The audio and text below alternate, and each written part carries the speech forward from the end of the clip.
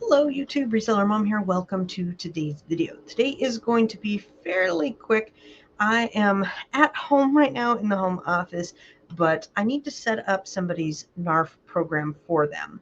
And I thought I would film it because then that way I have something to share with you guys.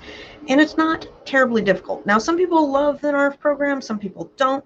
NARF program is like North America Remote Fulfillment program with Amazon, and it allows you to sell your inventory from the American warehouses to the Canadian and the Mexico platforms. So we're going to jump right in, and we're going to go like that. There we go, synced up. This is his account, and a little bit of backstory. You have to register for the NARF program and then do the build international listings.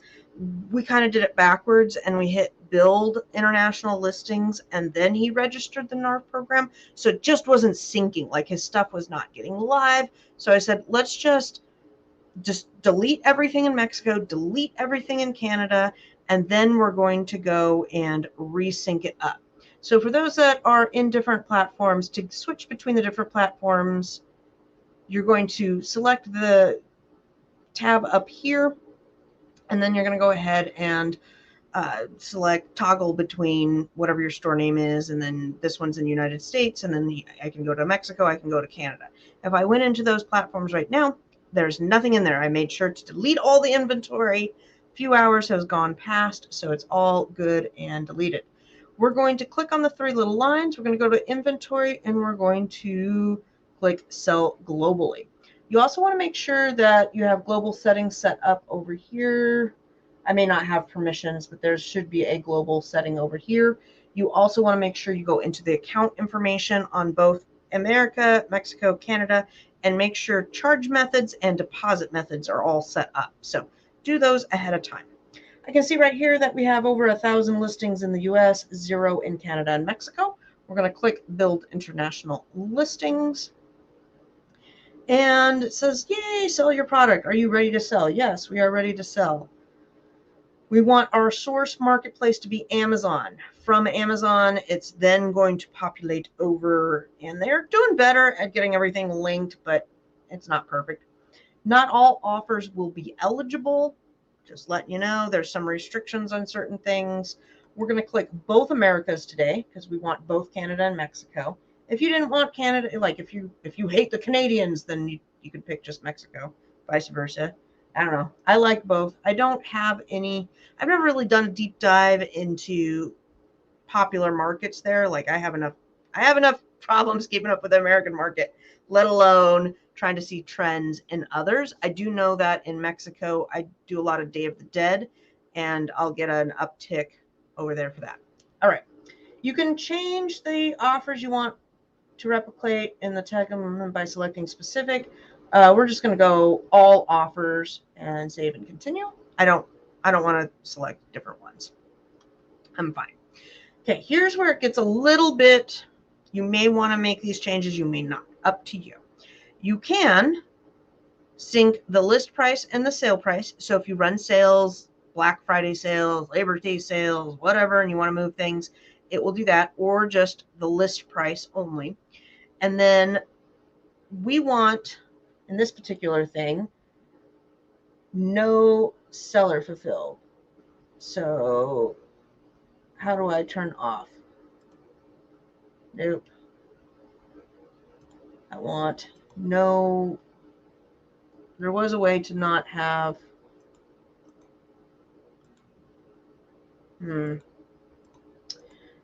okay.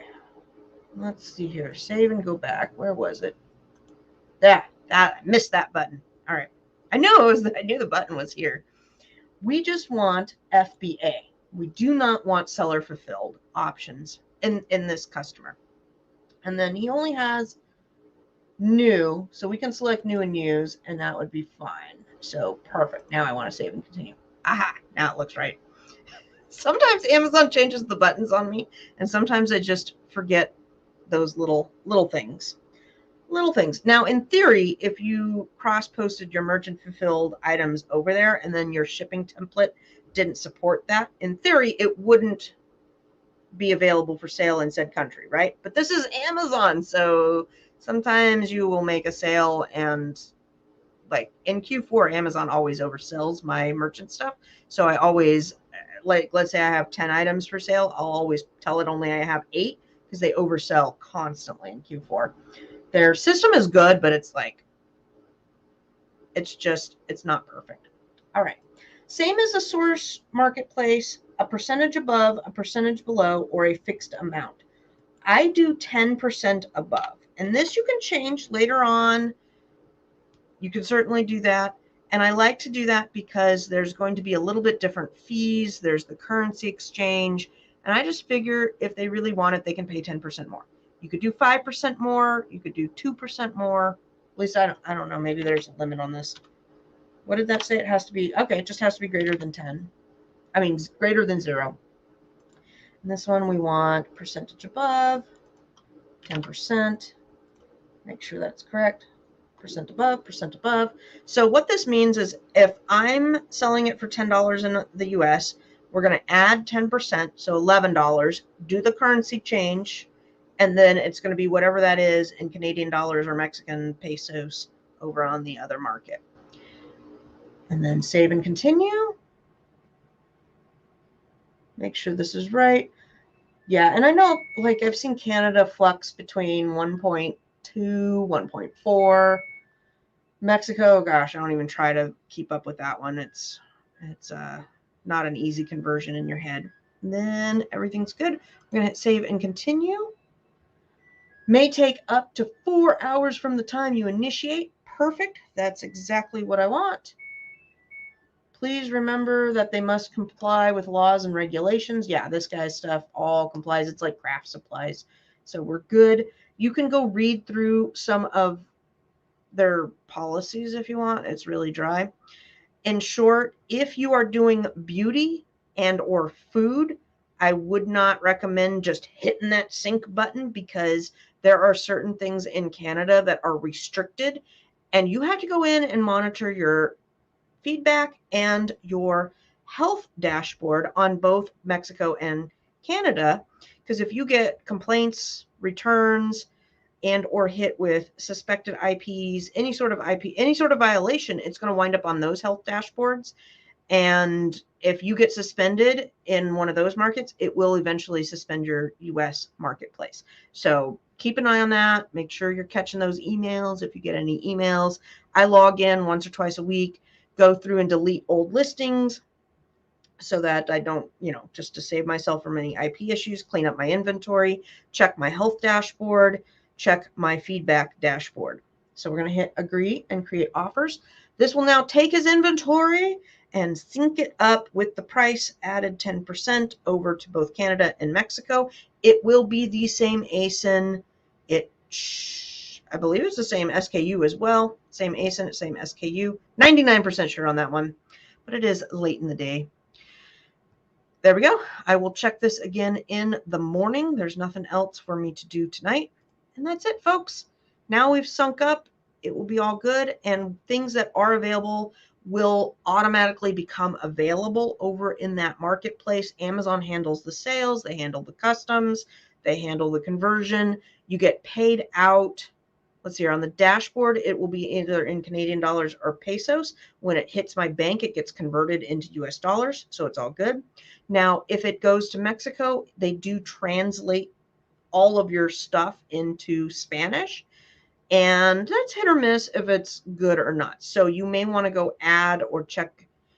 If you're fluent in Spanish, this is easy. If you're not fluent in Spanish, then you may want to hire out to have somebody look at the Spanish listing to really make sure that the words translated properly. Me, I'm just looking for a little extra sales, so I don't really care. Some of my more replenishable items, maybe I should go in there and really dial them in, add in back-end keywords that are better for those marketplaces. But it's very far down on my list of to-dos. All right, guys, that is it for today. Take care and have an amazing day.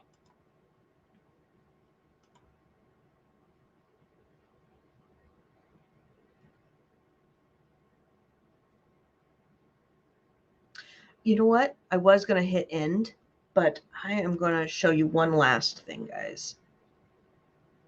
Just because this is like an extra.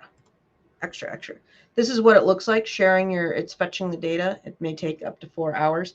If you want to edit, you can go through and edit connections right here. And then on the main dashboard, it will have, it will eventually populate there.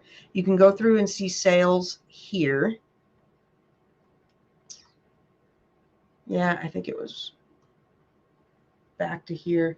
There should be, yeah, maybe once it's got to get populated, but there'll be more connection options here to make changes.